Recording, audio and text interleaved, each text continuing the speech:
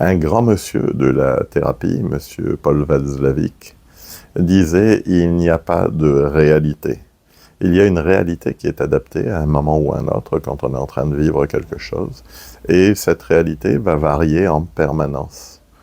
Et on va s'adapter, on va s'appuyer sur cette réalité, sur ce qu'on pense être la réalité, jusqu'au moment où il se passe un événement extérieur, où il se passe quelque chose qui fait qu'on va prendre conscience de certaines choses et on va adapter et changer de réalité. Ce principe en PNL est fondamental. C'est-à-dire qu'il n'y a rien de figé. Toute personne qui serait figée sur certains modèles, certaines croyances, n'évoluerait pas, n'avancerait pas. À partir du moment où on comprend que cette réalité évolue en permanence, à partir du moment où on l'accepte, quelque part on fait un grand pas vers la sagesse. La sagesse, ça n'est pas avoir toutes les connaissances. La sagesse, c'est avoir cette capacité de s'adapter en toute situation et de se remettre en cause en toute situation. La sagesse, c'est d'ouvrir les yeux à un moment et de se dire, tiens, est-ce que cette situation me convient? Est-ce que cette situation-là, à l'intérieur, tous les ressentis que j'ai, est-ce que c'est des choses qui sont normales? Ou alors est-ce que j'ai quelque chose à travailler?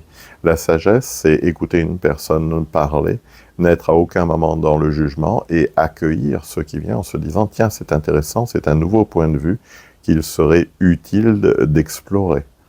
La sagesse, c'est vraiment, quelque part aussi, remettre en cause son modèle de fonctionnement, remettre en cause tout ce qu'il y a autour de nous, remettre en cause nos émotions, remettre en cause tous les comportements que l'on peut avoir. La sagesse, c'est... Alors, c'est pas changer ses comportements, c'est se demander si ce que l'on fait est vraiment adapté.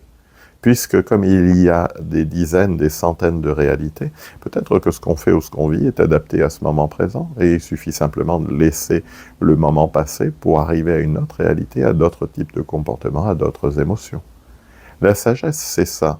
Si on devait la définir, et les plus grandes personnes, les plus grands sages de ce monde, les personnes dont on reconnaît aujourd'hui ce modèle très particulier comme Nelson Mandela, comme Gandhi, comme d'autres grands de ce monde qui avaient acquis cette sagesse. Qu'est-ce que c'était que cette sagesse? C'est il se passe quelque chose, j'essaye de comprendre ce qui se passe, je fais mon possible pour comprendre, je fais mon possible aussi pour me mettre à la place d'eux, pour comprendre quelle est la perception de la personne, comprendre, tiens, qu'est-ce qui se passe, qu'est-ce que ça va amener comme conséquence, qu'est-ce que ça a comme source, comme origine. Et le fait de vouloir comprendre et d'avoir la curiosité de comprendre de manière neutre, c'est ça la sagesse. C'est d'être dans une position objective par rapport à des choses subjectives, puisque la réalité est quelque chose de subjectif. La réalité qui nous entoure, n'oubliez pas, est quelque chose qui est en grande partie fourni par notre histoire de vie. Si vous vous souvenez de certains cours dans le domaine de la PNL et dans les neurosciences, aujourd'hui on montre que ce que perçoit notre cerveau de l'extérieur ne représente que 20% des informations que l'on traite en permanence. 20%, c'est-à-dire qu'il y a 80%. Quand on perçoit quelque chose de l'extérieur, 80% est fourni par le cerveau lui-même. Le cerveau se dit, tiens, il y a quelque chose qui ressemble à ça, et il va chercher dans ses souvenirs. Donc la perception du monde extérieur est en réalité totalement faussée par nos expériences, par nos comportements, par nos perceptions, par notre histoire de vie, par nos systèmes de valeurs. Et la sagesse, c'est justement de se remettre en cause. Tiens, j'ai ressenti telle chose. Qu'est-ce qu'il peut y avoir derrière? Qu'est-ce qui aurait pu faire que? Qu'est-ce qui a amené que? La sagesse, c'est se poser des questions. Et dans des situations où parfois on voit des personnes réagir à telle ou telle chose, ok, mais c'est d'accord, cette réaction, d'où est-ce qu'elle vient? Et si la personne se concentre sur la réaction qu'elle a pour la vivre et la mettre en œuvre et avoir une attitude hostile ou une attitude particulière par rapport à d'autres personnes, qu'est-ce que ça veut dire? Ça veut simplement dire que la personne a encore un chemin à parcourir pour arriver à cette perception complètement détachée des choses et être dans la neutralité. La sagesse, c'est un chemin. La sagesse ne s'acquiert pas du jour au lendemain. Ce modèle de fonctionnement, ce modèle où on n'est à aucun moment dans le jugement, c'est quelque chose qui s'acquiert progressivement. C'est quelque chose que l'on acquiert en prenant du recul par rapport à tout ce qu'on vit. On s'écarte, on regarde ce qui se passe et ok, qu'est-ce qui s'est passé? Qu'est-ce que c'est venu chambouler chez moi? Qu'est-ce que ça a amené à la personne en face?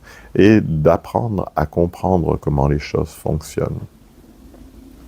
La sagesse, c'est aussi quelque part faire confiance à son intuition. Alors, confiance à son intuition, pour quelle raison? Qu'est-ce que j'appelle intuition? L'intuition, c'est la perception qu'a notre cerveau inconscient de l'extérieur. C'est-à-dire que, même chose, ça rejoint les cours de la PNL, c'est que notre cerveau inconscient a une capacité d'analyse et de traitement des informations qui est énorme. Plusieurs millions d'informations par seconde. Notre cerveau conscient, lui, seulement quelques informations par seconde. Donc, instantanément, quand on est dans une situation particulière, notre cerveau reptilien va analyser tout ce qui se passe et il sait déjà tout, quoi, quand, comment. Et quand il analyse tout ça, il va générer une émotion pour nous amener à réagir dans tel ou tel domaine, dans telle ou telle direction, dans telle ou telle situation.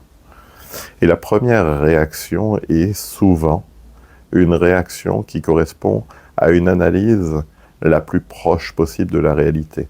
Et puis ensuite vient le dialogue interne et on se dit tiens, cette émotion, et nous là on passe dans l'interprétation. Et l'interprétation est dangereuse. Par contre, le ressenti, lui, peut être un indicateur. La sensation qu'on ressent quand on rentre dans une situation particulière peut être l'indicateur qu'il y a quelque part quelque chose qui ne fonctionne pas, quelque chose qui cloche là, un danger ou quelque chose d'autre qui ressemble. Et faire confiance à son intuition, c'est pas se méfier, c'est à aucun moment se méfier des autres. C'est se dire, tiens, il y a un truc. Et être attentif à ce truc derrière. Ça, c'est l'intuition.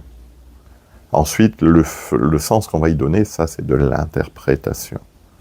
Et souvent, les gens donnent une interprétation qui va, bien entendu, aller rassurer le reptilien.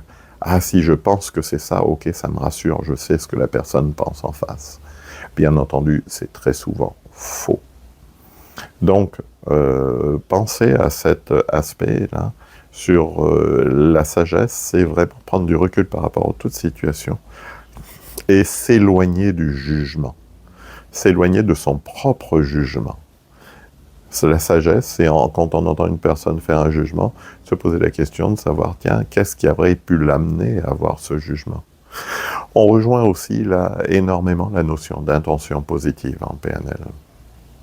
Je vous invite à réfléchir sur tout ce que je viens d'exposer et analyser les choses, les éléments qui vous entourent pour prendre ce recul et comprendre les choses.